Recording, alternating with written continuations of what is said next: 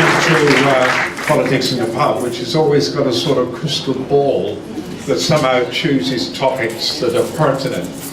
Some of you may think that just listening to the news tonight, the headline news, that it's George Brandeis joining a men's-only club to show how abreast our leaders are with current events. It's actually not that.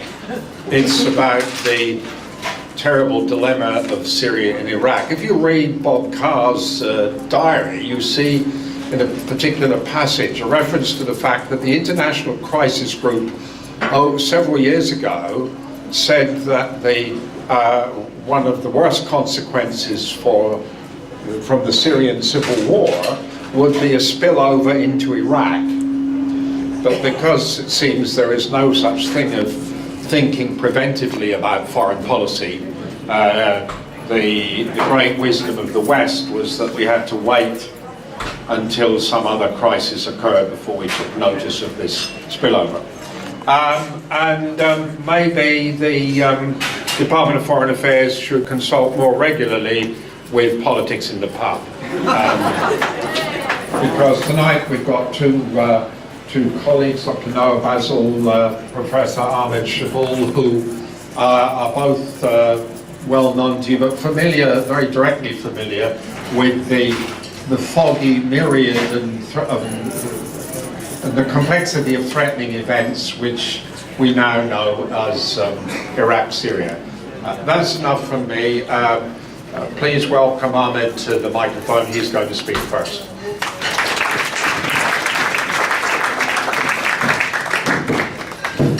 Thank you, Stuart. Good evening. Let me start by acknowledging that we are standing on the land which belongs to the custodians, the Eora people, and to pay respect not only to the elders but also to their youth and the future of their youth in this country. Today happens to be the 11th anniversary of the passing away of a great scholar and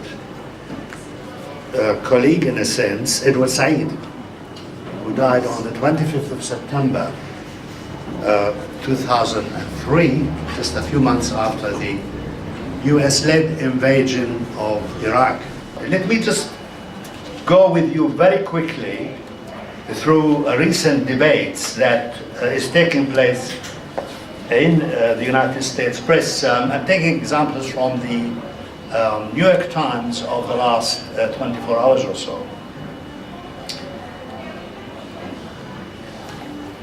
There are articles by Thomas Friedman, who thinks that the mess we are in is simply because the Arab world is a failed civilization. That's in general terms. And then people are writing back to him saying, no, it's not a failed civilization, it's a crashed civilization from the outside, especially from America. But there are other debates which are going on there between different writers or columnists. Let me just give you some examples. There are actually 3 of Arab background, Syrian background, and 1 American who is of a non-Arab background. Very quickly, I'll just give you the difference between, an intellectual who is free to criticize those in power and speak the truth to them, on the one hand, and others who might think of themselves as intellectuals, who advise those in power how to exercise it, how to exercise it wrongly. I think there's a big difference we have to be aware of. Okay, I'm afraid there is a female among these people as well. I'll come to that in a minute. Now, one is called Faisal Aitani, who is described as a resident fellow with the Atlantic Council's Rafiq Hariri Center for Middle East. Now, this actually leads us to the complexities of not only Lebanese politics, but also Arab politics, relationship between those who support Bashar or those who are against them, Bashar al-Assad, and the whole Hariri outlook is obviously determined with the help of the Saudis to get rid of al-Assad in Syria. I would love to see al-Assad disappear, but not in this way. Now, they seem to be dealing with, what is the best way to conduct the bombardment of ISIS, rather than, is it okay, is it all right without these sort of consequences. So this Faisal Aitan is saying much depends on the targets, where and why. And his argument ultimately is he's saying the only way to make the air campaign a good thing for the opposition, because really he's talking on behalf of the opposition. It doesn't say which opposition. It could be the Free Syrian Army, but it could also include the Islamists. For the opposition is to arm and equip them. That's to say for the US to equip them and arm them. And for these airstrikes to hit ISIS in Aleppo province. So that's where he comes from. And he thinks, that there should be. And he also argues, but if you do that, then you will give the chance to the opposition rather than to the Syrian regime to fill the vacuum. So another one is Basma Qudmani, who has actually been a spokesperson of the so-called Syrian opposition, Syrian National Council, but now she directs something called the Arab Reform Initiative, which is probably just another name for the same thing. And her line is, we must demand, notice that all of these actually are headed by sort of imperative verbs or something similar, telling the Americans what to do.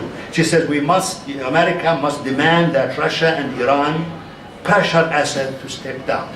That's the title. And then her sort of nugget, to summarize her theory, is that Syrian opposition needs to know whether the strikes against the Islamic State are in support of their political aims. Okay. And then there's a third Syrian whose name is Obey Shahbandar, who comes from a family of real nationalists actually. And he's described as a senior advisor to the Syrian opposition coalition in Washington. He says, imperatives, train and equip free Syrian army. For any chance at defeating ISIS in Syria, the US and allies must empower the moderate Islami Syrian opposition on the ground who are best positioned to fill the void. And so on. And then he says somewhere else, the campaign to ensure that Syria no longer becomes a safe haven for groups like ISIS or Khorasan, we can talk about Khorasan later if you like in the questions, must also account for the root cause of terrorism in Syria, which is the Assad regime. He claims that. Now this is a very complex thing, because the Assad regime says, actually, to a certain extent I agree with that interpretation, that it all goes back to the establishment of Al-Qaeda and its splinter groups who came to Iraq and then from there went to Syria. But this school of thought, which is supported by many in the American administration, is that the Assad somehow is a kind of the other side of the Middle East conspiracy theories, that Assad actually had invited these terrorists to his country to show the West that if he goes, that's what they will have. Well, that's what they are having, but whether he actually plotted to do that is very doubtful. Because when he then argues, he says there is good reason. He doesn't say there is evidence. There is good reason, and then he says it's likely that the Khorasan group will play okay, let me say that Assad closely allied hosted Khorasan operatives for years, it's likely that he allowed them to play a facilitating role in moving Al-Qaeda foreign fighters from the Pakistan-Afghan border into Syria. And then they go and accuse Iran, because you see there is that other sort of theory, which is promoted by the Americans, the Saudis, the Jordanian king, and a lot of people in the Gulf ruling elites, that there is a kind of Shia crescent, which should be opposed by a kind of Sunni crescent. So you have two crescents fighting each other, okay, with the help of the Americans. So they are saying that Iran somehow got some of these people called the Khorasanis to get into Syria, to justify or to show Assad that he's moderate and he's fighting terrorism. Let me just explain very quickly to you. You probably heard the word Khorasan, Khorasan, a lot of words, but it's actually Khorasan, which is Western Afghanistan, mostly, and a bit of Eastern Iran. They were fighters who were actually in Afghanistan and eventually found their way into Iraq first and then into Syria. So that's where the word comes from. Anyway, the fourth one is the American Andrew Tabler, who is described as senior fellow with the Washington Institute for Near East Policy, which is known as an institute which advises American intelligence and foreign affairs in the Pentagon. He says, reach out to Arab tribes in Eastern Syria. So in other words, you know, they're still thinking in the old colonial ways. Because when, you know, after the First World War, or during it even, when the British went to Iraq, they were looking for tribal and religious leaders. The Americans, by the way, did the same in 2003. And the French in Syria and Lebanon were looking for different sects and groups and so on. So it's really a repetition of the same old colonial syndrome. And then Tabler expands on this, saying, expanding airstrikes to ISIS targets northeast of Aleppo, so he agrees with the first speaker, first writer, could exploit fissures between ISIS and Arab tribes in the area. They actually use a very interesting term. He says, a key element in this attack, the foreign policy TOFER, I'm not quite sure how to, because this is a new word for me, I put it up in the dictionary, TWOFER, which means originally that you can see two films with one ticket in the cinema, which I used to do when I was an undergraduate. So he's saying, you know, by this attack you have these TOFERs, which would be to destroy or interdict, that's another buzzword, ISIS oil production, and also to stop the sales of oil to the Assad regime. It's a very interesting objective for war. Now I would like to spend a few minutes just with some of my own reflections on what has been happening. And I want to go back for a second to the late Edward Said. He said in an article published in April 2002 about that year, he said, the political and moral climate today is a good deal cruder and reductive than any other time. The media's destructive role, greater in favoring the Israeli view of things, and the US's power more unchallenged. The war against terrorism has more completely taken over the global agenda, and so far as the Arab environment is concerned, there is greater incoherence and fragmentation than ever before. Now I can say with great regret that 2004 we are in a much worse situation, whether the policy of the US and allies or the fragmentation of the Arab world. I think another concept which might help us to understand this is the phrase which was coined by Tariq Ali, who actually retorted against Huntington's Clash of Civilizations by saying we are witnessing a clash of fundamentalisms. And I think he wrote this many years ago, probably around 2000, after 2003, but certainly it seems to be still going on. Let's consider very quickly a few uncomfortable facts as reported by the media. First, a statement by the ISIS spokesperson calling on his followers to kill people from and also end in countries like the USA, Canada, and Australia. And then to consider certain statements by some of our own parliamentarians and members of the cabinet about Sharia and the Burqa, you know, I suppose the names. And in some cases there are other racist remarks which come from not just the media and ordinary people, but from politicians, unfortunately. And also the way the military involvement of Australia has been justified. You know, is it for humanitarian purposes or something else? Why do you need to send airplanes which can bombard? They're called fighter airplanes, if you are concerned for humanitarian issues. And I wouldn't go on unless you ask me later about the laws about anti-terrorism and so on. But I think you all probably are familiar with how John Howard said that he felt embarrassed when he discovered that he was misled. Well, he didn't say the word misled, but you know that what he was told by the Americans turned out not to be true about the weapons of mass destruction. I wrote then on Facebook saying that actually he should be ashamed, and you know I'm not quite sure that he should be a candidate for the ICC.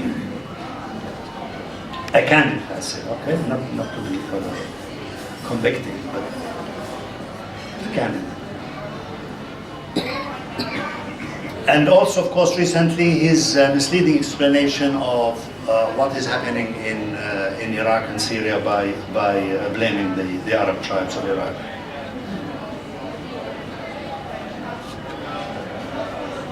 Now, I think we also need to sort out a number of issues about ISIS. I think ISIS is a very dangerous organization. It's terrible, and I think it should be stopped, destroyed. But how do you do it?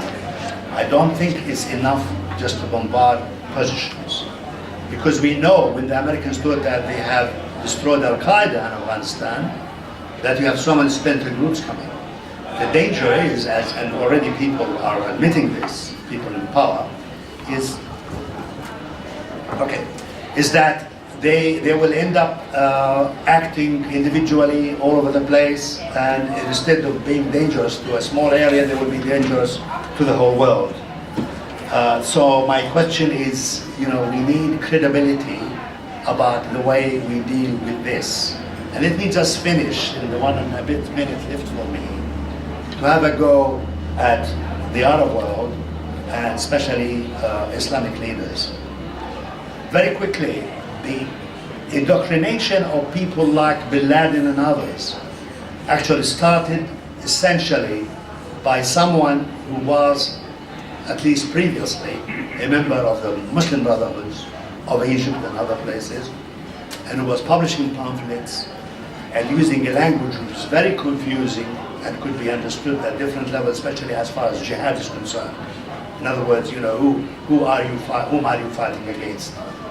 So there's this kind of ambiguous link between an ideology which starts as a benign ideology and could turn into something quite malevolent.